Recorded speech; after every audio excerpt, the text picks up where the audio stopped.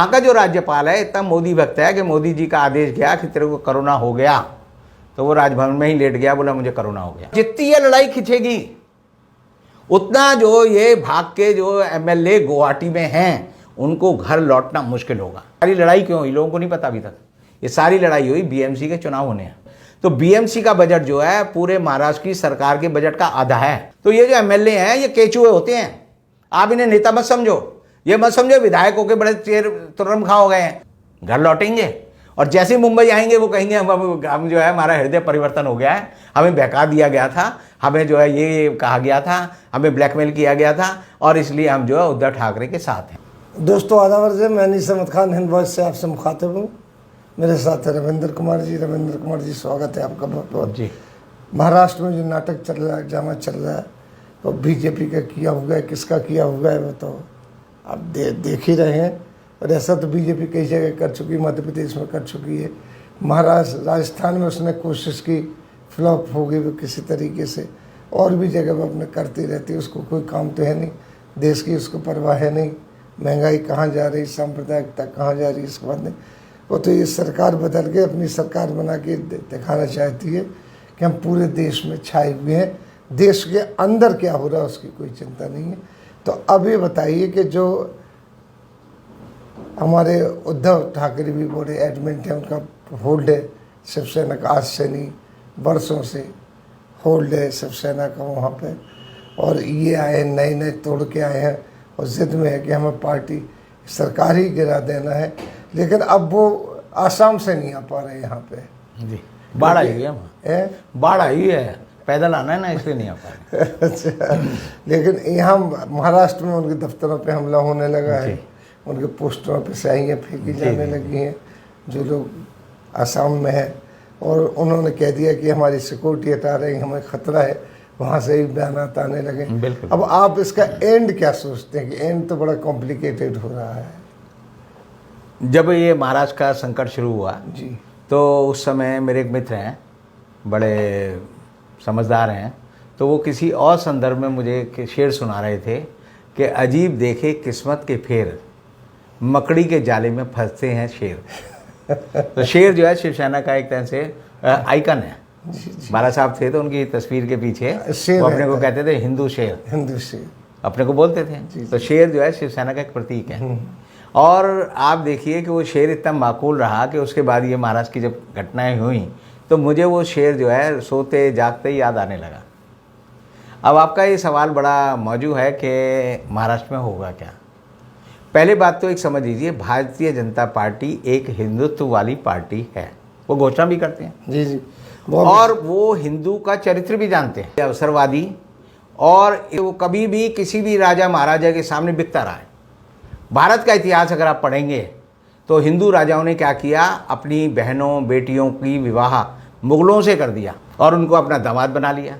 और आज भी भारतीय जनता पार्टी में बहुत सारे नेता हैं जिनके दामाद हिंदू हैं, तो उन्हें पता है कि हिंदू जो है वो कुछ भी कर सकता है, उसे सिर्फ फ़ायदा मिलना चाहिए, चमड़ी को सुख मिलना चाहिए। जयचंद और मीर जाफ़र की अगर कहानी देखें तो भी आप यही देखेंगे कि हिंदू जो है बिकने के लिए तैयार रहता है, और तैयार ही नहीं रहता। भारतीय जनता पार्टी के राज के बाद तो 2014 से हम देख रहे हैं कि पूरी की पूरी सरकारें ही बदल जाती हैं। गोवा में यही हुआ, मेघालय में यही हुआ, उत्तराखंड में यही हुआ, कर्नाटक में यही हुआ, मध्य प्रदेश में यही हुआ, राजस्थान में नहीं हो पाया क्योंकि वहाँ पर जो अशोक गहलोत है उन्होंने कांग्रेस का किला जो मजबूती से थामे रखा। अब ये जो शिवसेना और महाराष्ट्र युति की जो पार्टी है, जो सरकार है जिसे महाराष्ट्र आघाड़ी पार्टी बोलते हैं लोग, उसमें पहले दिन ही जब रिजल्ट आए थे तो ये अजीत पवार को बहका कर ले गए और उसको शपथ दिला दी, शपथ भी दिला और उसे कहा तो चीफ मिनिस्टर बन जा। रात को राज्यपाल 4 बजे, यानी उसे कपड़े भी नहीं बदले थे, राज्यपाल ने दातुन भी नहीं की थी, टॉयलेट भी नहीं गया था, शपथ दिलाने के बाद राज्यपाल टॉयलेट गया था। तो वहाँ का जो राज्यपाल है इतना मोदी भक्त है कि मोदी जी का आदेश गया कि तेरे को कोरोना हो गया तो वो राजभवन में ही लेट गया, बोला मुझे कोरोना हो गया। ये आपने देखा, ये गतिविधि है। अब ये सवाल आता है कि इस खेल का अंत क्या होगा। खेल के अंत के कहानी जो है, जैसे लोग कहते हैं कि इतिहास अपने को दोहराता है, ये वैसे ही इतिहास दोहराया जा रहा है जैसा जेलेंस्की और पुतिन के मामले में हुआ। यूक्रेन पर जब हमला पुतिन ने किया तो उसको ये यकीन था कि अफगानिस्तान दोहराया जाएगा, जेलेंस्की जो है देश छोड़ के भाग जाएगा, और जब वो देश छोड़ के भाग जाएगा तो मैं जो है आराम से वहाँ की फ़ौज पे कब्जा कर लूँगा और पूरे देश पे कब्जा कर लूँगा। अब हुआ ये कि जेलेंस्की जो है वो विचित्र चरित्र का व्यक्ति निकला। अमेरिका ने, यूएनओ ने, सब ने कहा कि हम तुम्हें जो है एग्जिट रूट देते हैं, आप सुरक्षित बाहर निकल आओ। उसने कहा कि मुझे जो है बाहर निकलने के लिए रास्ता नहीं चाहिए, मुझे हथियार चाहिए। और उसके इस रुख ने मुझे हथियार चाहिए ये रुख लेते ही आज भी आप कह सकते हो कि रूस उस दलदल में फंसा हुआ है। यानी पूरी तरह से 120 दिन होने जा रहे हैं, रूस के पास कोई चारा नहीं है सिवाय धमकी देने के, और धीरे धीरे पुतिन आप देखोगे कमज़ोर हो रहा है। अब यही बात जो है महाराष्ट्र में हुई।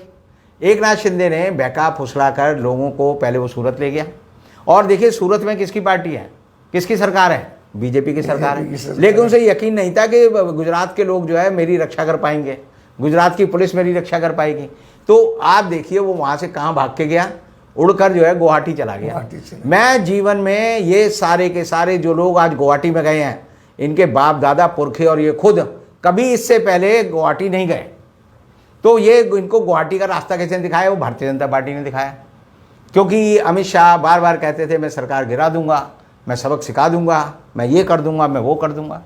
तो ये सारी की सारी चाल जो है अमित शाह ने बिछाई, और बिछाने के बाद जो है अभी एक दिन पहले ही एकनाथ शिंदे ने कहा कि विश्व की महाशक्ति हमारे साथ है। तो मैंने कहा महाशक्ति तो 3 है, एक रूस है, एक चीन है और एक अमेरिका है। तो ये महाशक्ति में किस सरकार के चंगुल में फंस गया? ये केजीबी वालों के चक्कर में फंस गया, ये सीआईए वालों के चक्कर में फंस गया, या पीपल्स लिबरेशन आर्मी पीएलए जो है चीन की, उसके चंगुल में फंस गया। जब मेरा ये वक्तव्य गया तो उसने कहा नहीं जी हम किसी महाशक्ति के चक्कर में नहीं है। यानी कि उसने सीधा ये कह दिया कि पहला मेरा बयान जो था ये गलत था, क्योंकि उसके मन में ये भ्रम था कि मोदी जी, अमित शाह जी, ईडी जी, सीबीआई जी, ये सब जो है महाशक्ति हैं। मैं आज से हमेशा ईडी नहीं कहता, मैं कहता हूँ ईडी जी, सीबीआई जी, एनआईए जी, इनकम टैक्स डिपार्टमेंट जी, क्योंकि ये जी वाले लोग हैं। ये नागपुर के जो लोग हैं ये संतरे सबको जी कहते हैं, और इसीलिए जी लगाने से इनकी आत्माओं को बड़ा सुख मिलता है। अब आप ये चमत्कार ये देखिए कि ये सारी लड़ाई जो कि जेलेंस्की की तरह होनी थी 24 घंटे में जीती जा सकती थी, जैसे जैसे दिन बीत रहे हैं अब ये टेक्निकल लड़ाई हो गई है, ये अदालत की लड़ाई हो गई है, भारत के संविधान के अनुच्छेद 10 की लड़ाई हो गई है जिसमें दल बदल कानून आता है, उसकी लड़ाई हो गई है। और ये सारी लड़ाई अब जो है तकनीकी आधार पर लड़ी जा रही है, और जितनी ये लड़ाई खिंचेगी उतना जो ये भाग के जो एमएलए गुवाहाटी में हैं उनको घर लौटना मुश्किल होगा। क्योंकि लड़ाई जो है 2 तरह से लड़ सकते हैं, एक सरकारी तौर पे लड़ सकते हैं, एक राजनीतिक तौर पे लड़ सकते हैं। उद्धव ठाकरे ने भी जेलेंस्की की तरह कहा अब कि मैं लड़ूंगा, बख्शूंगा नहीं, यही बात हुई जी, यही जेलेंस्की ने कहा था जी। अब जो है जब वो लड़ाई के लिए वो तैयार हो गया, पहले उसे एक बड़ा नरम रुख दिखाया, बड़ा भावुक अपील दिखाई, विक्टिम कार्ड जिसे हम पॉलिटिक्स में कहते हैं वो खेला।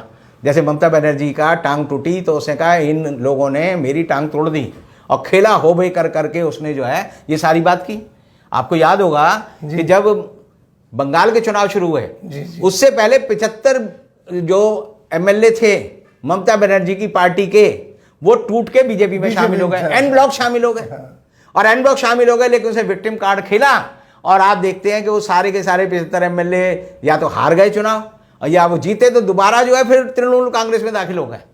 तो ये जो एमएलए हैं ये केचुए होते हैं, आप इन्हें नेता मत समझो, ये मत समझो विधायकों के बड़े तुरम खा हो गए हैं, ये बेचारे केंचुए हैं। केंचुआ जमीन में घुस के कुछ खाता रहता है, देखता रहता है, वही हकता रहता है, उसका मुंह एक होता है। और केंचुए की सबसे बड़ी खासियत होती है, मैं एक कविता लिखता था जब उस जमाने में, तो मेरी एक कविता है, जब भी किसी ने छुआ हम बन गए केंचुआ। तो ये सारे एमएलए जो बड़े तीरम खार बन रहे हैं वो जो है अब मुंबई लौटने का रास्ता ढूंढ रहे हैं, और ये घर वापसी का रास्ता है, घर लौटेंगे।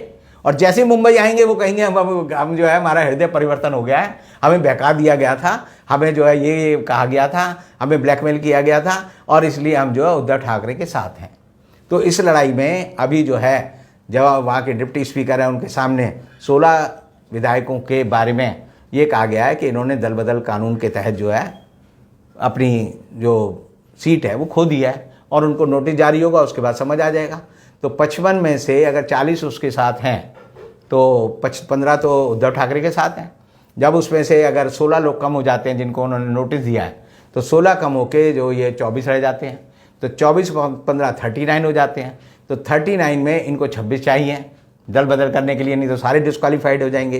तो एक स्थिति ऐसी आएगी 3 बंच में, एक बंच होगा 16 लोगों की डिस्क्वालीफिकेशन का, एक बंच होगा 12 लोगों की डिस्क्वालीफिकेशन का, एक होगा 12 की डिस्क्वालीफिकेशन का।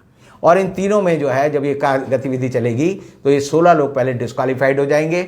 और बम्बई की जनता चूंकि जाग गई है, क्योंकि शिवसेना का आधार जो है मुंबई है, महाराष्ट्र है, तो ऐसी हालत में ये जो है शिव सैनिक जो है इनको इनके घरों में नहीं घुसने देंगे। और दूसरी बात ये है कि सारी लड़ाई क्यों हुई, लोगों को नहीं पता अभी तक। ये सारी लड़ाई हुई बीएमसी के चुनाव होने हैं, थाने म्यूनिसिपल कॉर्पोरेशन के चुनाव होने, वहाँ स्थानीय निकायों के चुनाव होने। तो बीएमसी का बजट जो है पूरे महाराष्ट्र की सरकार के बजट का आधा है। हिंदुस्तान की सबसे बड़ी जो है म्यूनिसिपल कॉर्पोरेशन जो है वो बीएमसी है। और जिसका बीएमसी पे कब्जा होता है, समझिए एक कारपोरेटर वहाँ पर जो है 50-50, 100-100, 150-150 करोड़ का आदमी होता है। तो ऐसी हालत में जो है ये बीएमसी का पे वर्चस्व का झगड़ा है, क्योंकि बीजेपी चाहती है कि बीएमसी का चुनाव बीजेपी और शिवसेना मिलकर लड़े। शिवसेना चाहती है कि हम एनसीपी और कांग्रेस के साथ मिलकर लड़ें। और इस हालत में चूंकि विक्टिम कार्ड में उद्धव ठाकरे को जीत मिली है, उद्धव ठाकरे के साथ पार्टी है, उद्धव ठाकरे ने अपनी जो पार्टी की एग्जीक्यूटिव की मीटिंग बुलाई है उसमें 100% जो है उद्धव ठाकरे जीतेंगे। तो ये कि तीर कमान किसका रहेगा, शिवसेना नाम किसका रहेगा, वो यानी जो मातोश्री पे कब्जा किसका रहेगा, वो सारा शिवसेना में जो है सारा कब्जा जो है उद्धव ठाकरे का रहेगा। और ऐसी हालत में अब बीजेपी अभी तक नहीं बता रही, अमित शाह ने अभी तक वो बयान नहीं दिया कि मैं इसको सबक सिखा दूंगा, चुपचाप बैठे हैं। बीजेपी का कोई नेता नहीं बोल रहा, राज्यपाल भी कह रहा है मेरे को जो है कोरोना हो गया।